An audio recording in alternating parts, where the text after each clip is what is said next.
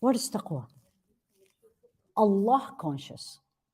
That's probably the best translation. So let's say, what is Allah conscious?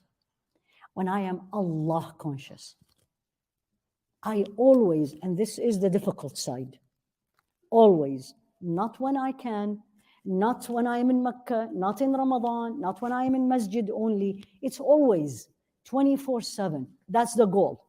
I am always conscious of Allah. He is seeing me. He's hearing me.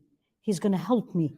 When I am in need, I know He is listening to me. I know He sees me sitting on the floor.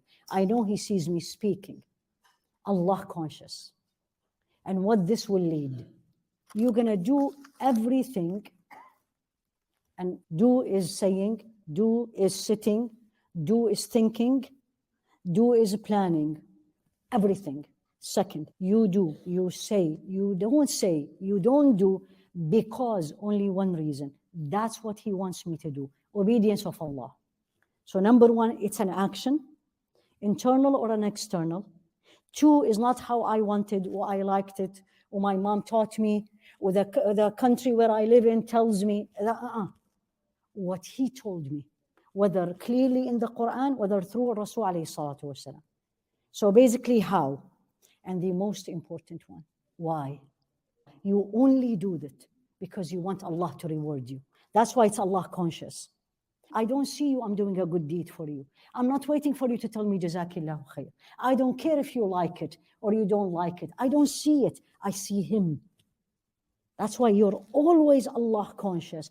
And you always say this to yourself, I know He will reward me.